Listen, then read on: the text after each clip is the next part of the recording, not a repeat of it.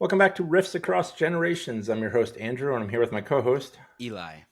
And we are here with one of the hottest bands in the genres that Eli and I listen to. We are here with Liz Selfish and Brenner Moat from the band BRAT. Welcome to the podcast.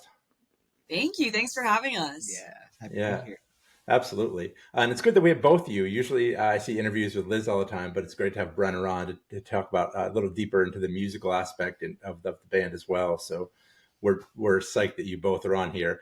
We won't go too deep on the history of BRAT, but a couple questions. Is this a story of Texas girl meets a bunch of sludge loving metal dudes from Louisiana? I guess. I don't know. Sure, thought of it that way.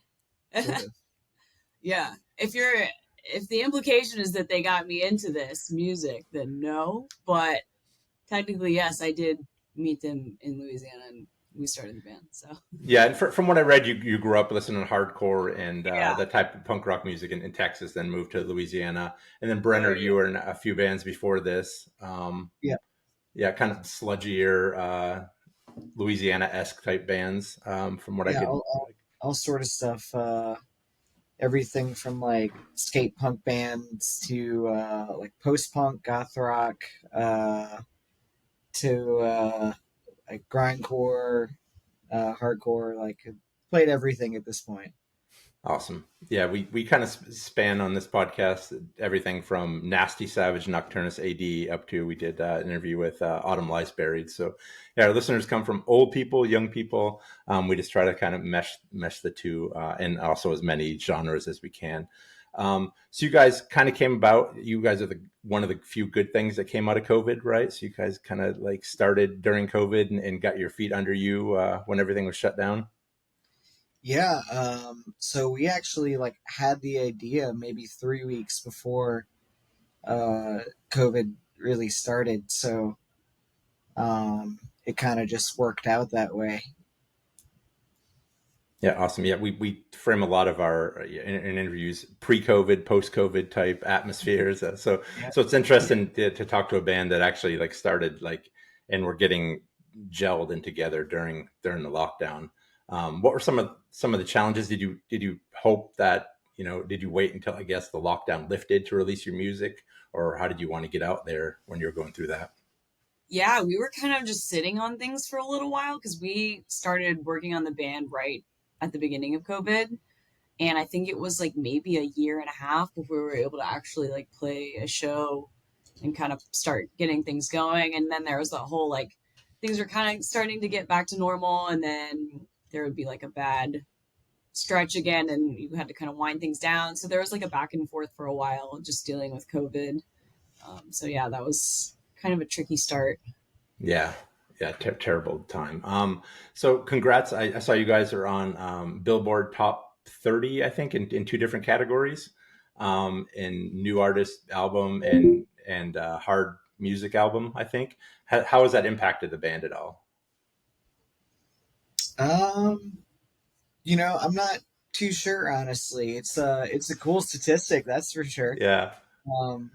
But it's always hard to know like what opportunities we might get come from what specific thing, if that makes sense. So it's like, who knows, maybe we got this one tour offer, another because of that, but we'll never know exactly why. Sure.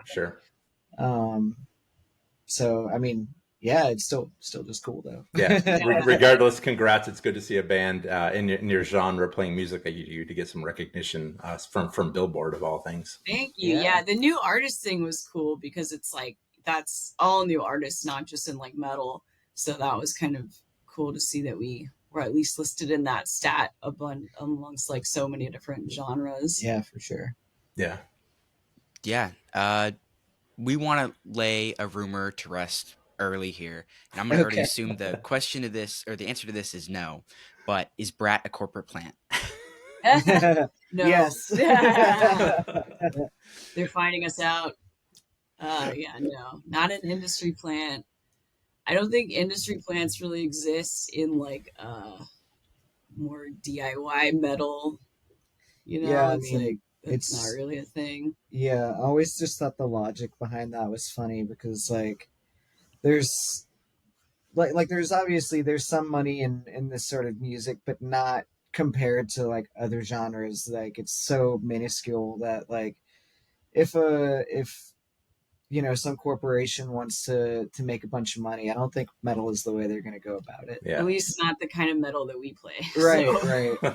right. Right.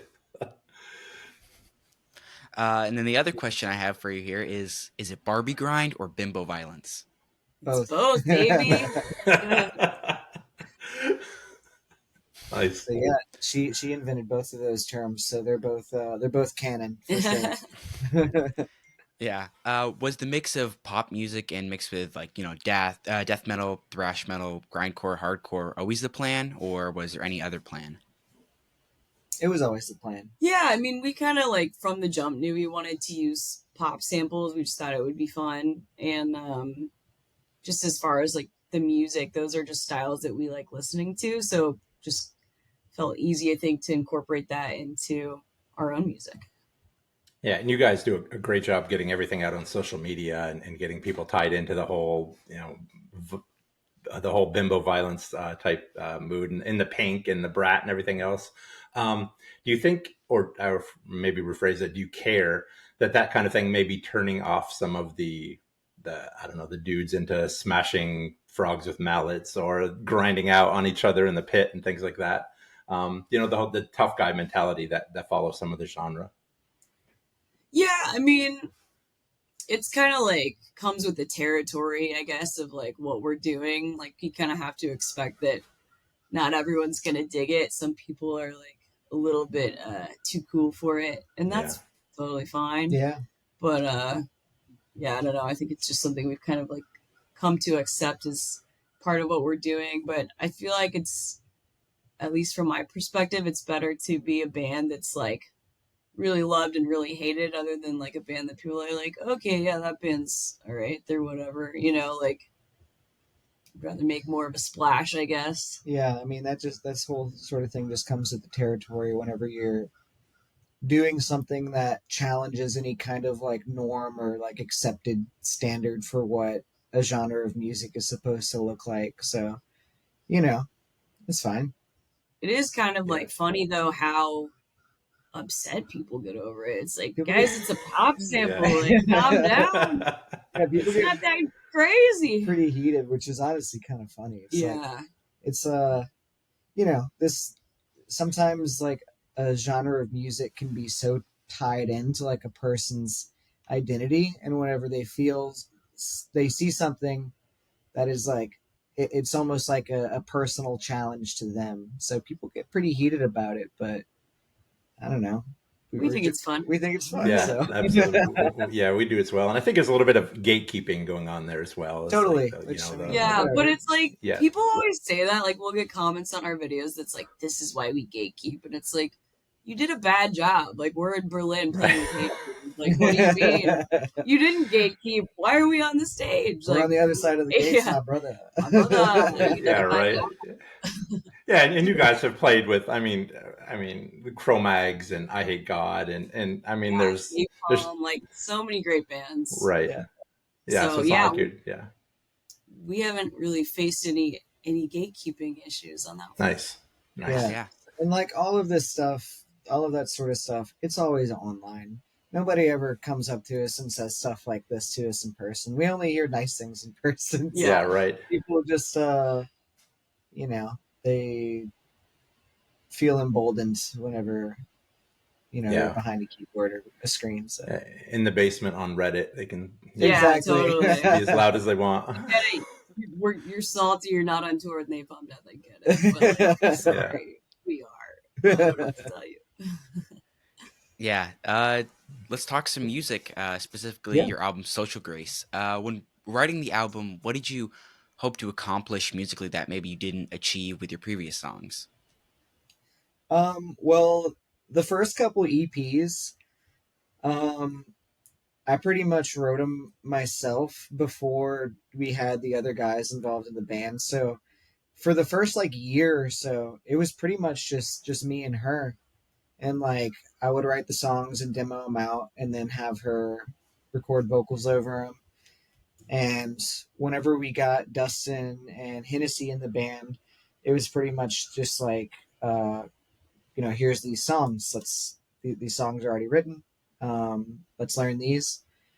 And then with the album, we started writing that.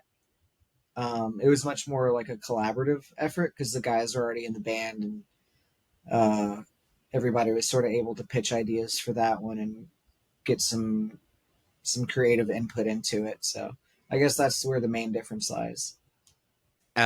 Production on your music goes against some of the modern trends, especially in the modern slam and beatdown era. That production extends to all the instruments, including, leaving some feedback from guitars and not tuning down as far as you can go. Can you talk about some of the musical and creative processes that keep one hand in the modern era and has an appeal to the same beatdown slam crowd, but also offers up much more creative song structuring and tones, not to mention you usually do it in around 2 minutes? Yeah. That was a long So question. I guess that's Yeah. just yeah. No, you're good. It's I guess it's just a matter of taste. Like I prefer to play a 6-string guitar. I don't like extended range. So I mean, we're for a 6-string guitar, we're still tuned pretty low. We play in B standard, which it's hard to get much lower than that on a 6-string. But also just like a lot of the more modern production style, you can't really articulate a lot of the riffing that's happening because the tuning is so low. And it's just so like low end heavy, which is cool, and it makes the music sound a lot heavier. But it's kind of much easier to lose what is going on. So Sure. yeah, I just prefer to kind of meet somewhere in the middle where it still is low enough to sound heavy, but not so low that you can't tell what's going on. I guess would be the answer to that question.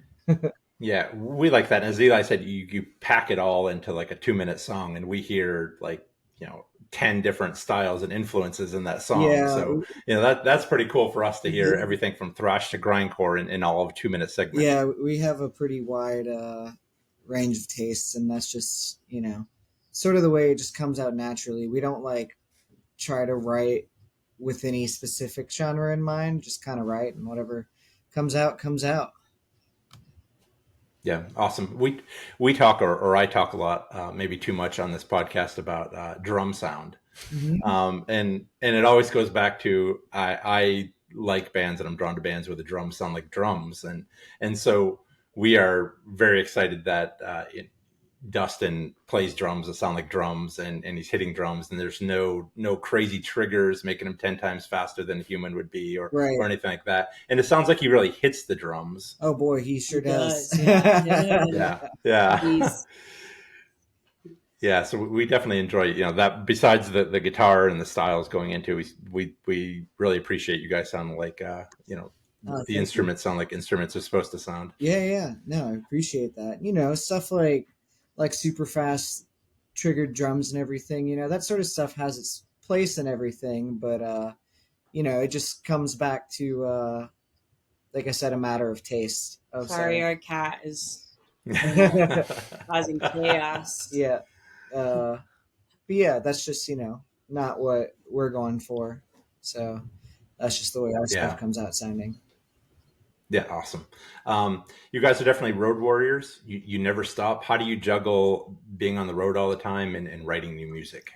It's hard. It definitely takes a toll on writing music, and so like right now we're really trying to focus on writing the second album because we're home for a while. I mean, we have like a week run here and there, kind of like a few weeks for the next few months, which is for us is like more of a break than normal. So we're really trying to focus on writing while we have the time, while we're home for a little bit longer. and don't have any like, interruptions of like 5-week tours or anything. Right. I think between now and the end of the year, we have like maybe four weeks cumulatively worth of shows and touring. But like, for us, like we've been home for almost a month now. And before that, we were on the road for like 2 months straight. So, Right. Comparatively, we're home a pretty good bit for the rest of the year. Yeah. How do you guys, or what is it like for a band to stay on the road when everything's so friggin' expensive these days? Yeah, really. I mean, for us, the hardest part is like this is the first year that we've gone to Europe, and we're lucky that we got to go twice. But it's definitely a lot more expensive to tour in Europe, just because flights and renting gear, renting a van.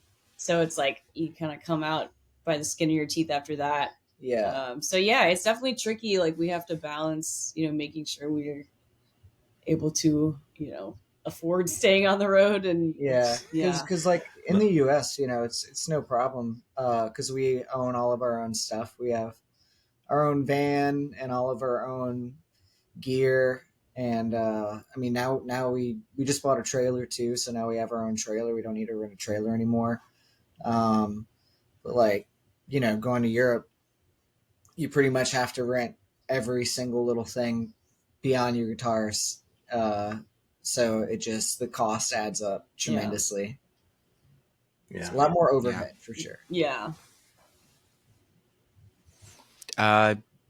Speaking of the road, we saw you open for Necrogoblicon, and that tour seemed almost like a split of serious bands, like Revocation of Sulfur, and then the other half of it being BRAT and Necrogoblicon. Tell us a story about the road with all of them and how it worked, or maybe how it didn't work. Oh man, that tour was so fun. It was like one of the most fun tours we've done. And we actually just announced this morning another tour with Necrogoblicon, going to like the Headbangers boat cruise in October. And that's with Power Glove and Summoning the Lich. So excited to be going back out with them again. Man, I'm trying to think of anything specific. Like, I don't know. That tour just like it gelled really well. All of the bands were fucking killer and everyone got along, and it was just like so much fun. So so excited to go back out with them. Yeah. From the outside, it seems like Revocation of Sulfur are such serious dudes. That's Dude, how that all they have gelled. fucking great senses of humor. They're really fun guys. Oh yeah. Yeah. Absolutely. We all got along super well. Yeah. Yep. So I also read that you're starting to handle more of the lyric writing now, Liz. Is that on the new albums? What direction, I guess, is it taking the lyrics from, and what direction is it going to, or does it kind of stay the same? You're so up to date. I know. Yeah, that's awesome. We try. Yeah. We don't want to sound like idiots on our end. Yeah, it's great. Yeah, I don't even know how to like appropriately phrase this, because like Brenner and I just have different writing styles. Like I feel like you write more like abstract almost. Yeah.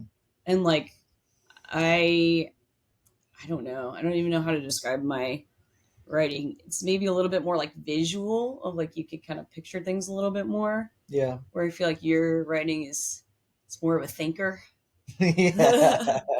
But yeah, I don't know. It's been really cool for me because I didn't write any of the lyrics on the first album, so it's been really fun for me to be able to like be more involved in like the creative end of just like the actual music outside of like everything else, like performance and music videos and whatever.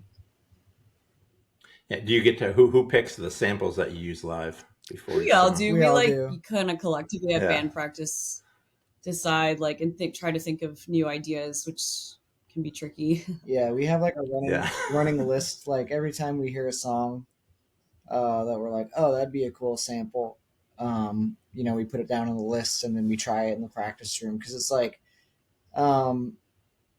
it's not like we're just playing like any random pop song into one of our songs. It's like it has to be really thought out, because we have to sort of at least kind of have the tempos match.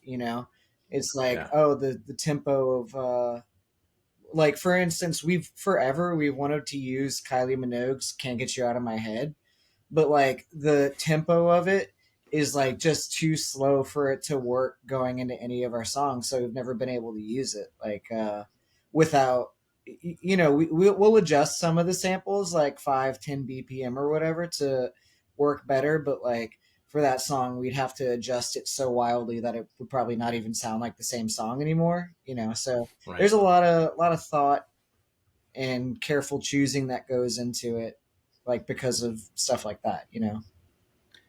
Yeah. How many people do you think you've scarred looking for like Brat Summer and they run up on you guys and hear your music? I hope a lot, but I don't know how many people stumble on our Brat looking for Charlie Brat. She's pretty easy to find out there. Yeah. Yeah, fair enough. One more social media type question. We have been doing really well on TikTok, and it's like a good and bad thing. It's good for us because we get to push people to the podcast and we get to connect with other people who like music. But on the other hand, there's like this weird culture that's on TikTok of women just being on camera and thirsty dudes making comments like over and over and over again. How do you set your social media up to try to avoid those kind of situations where it's just this terrible dude saying inappropriate stuff? We don't, honestly. Like, it's just kind of part of it. Yeah. Again, like, you just kind of have to, you're gonna get negative comments and shit kind of regardless of what you do. So yeah, you just got to keep going with it and try to, not read the comments too much, I guess.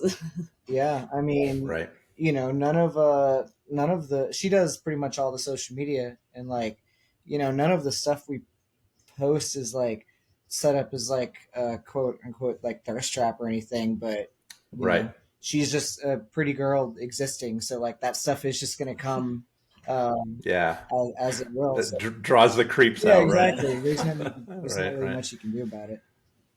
Right. So we're big fans of women-led bands on this. We just saw Hailstorm last night, which was great. Awesome. And we had Casket Robbery on, and she's a phenomenal lead singer. Who in your realm of listening are female-fronted bands you want the rest of the world to know about? Oh gosh, want the rest of the world to know about? I mean, I feel like the bands I'm thinking of, some people probably know about.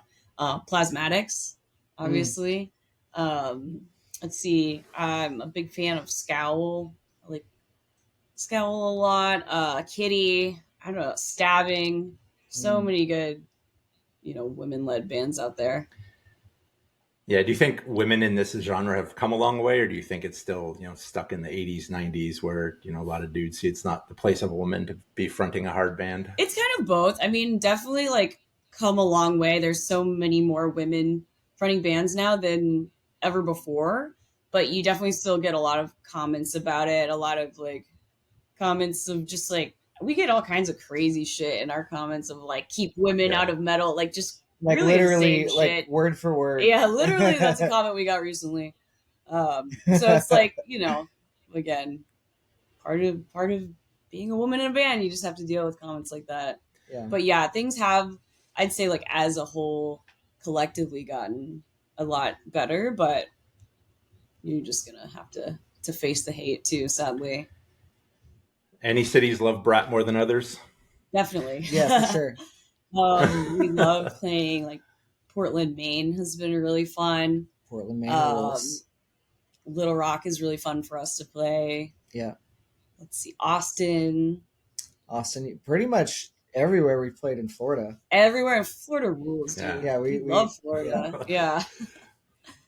Yeah, I'd say the climate's bad, but you guys deal with kind of the same shit it's like we do. pretty much the same as home, so we're used to that at least. Yeah.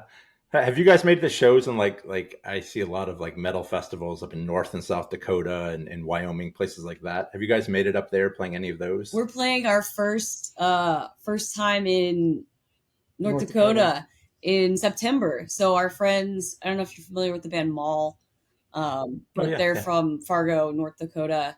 And so we're going out there playing with them at a fest that they're putting on. And so we're so excited to finally be able to get up there. Yeah, for a few people up there, it seems to be a surge of metal up in those areas. Yeah, I don't know if they're just late to the game or if it's just really like angry people up there. Yeah. I mean, it seems like a surge. Like Mall and Phobophilic in Fargo. And I mean, there's like cool bands in Boise. Anyone's from Boise, like the Midwest, is got some. Yeah, and I know Gorgatron always talks Yeah, about up there. yeah, And yeah. Casket Robbery always plays those weird ones. So yeah, Yeah. so very cool. Last question I have is a total dude question. We saw you in a Death shirt, Liz. Can you name 3 songs? Oh my god. Oh god. Leprosy. Pull the plug. Born Dead. Right There you on. go. Right on. Is that good for you? That's good. Okay. That's It's amazing. Yeah. That's really funny. We're so excited that you came on our little podcast. But before you go, let our listeners know how they can help the band and find merch and find your music. Social media, we have a website, bratband.com, which pretty much lists where you can buy merch, all of our upcoming shows, pretty much anything you need to know about Brat, links to all of our socials. But I think we're like Brat Band on every social media platform, so anywhere, and we're anywhere you find music. So Spotify, Apple Music, YouTube, wherever. awesome. Yeah. Awesome. Yeah. Thanks again. And this was great. Yeah, thanks for having us. Thank you. Yeah, thanks for coming on.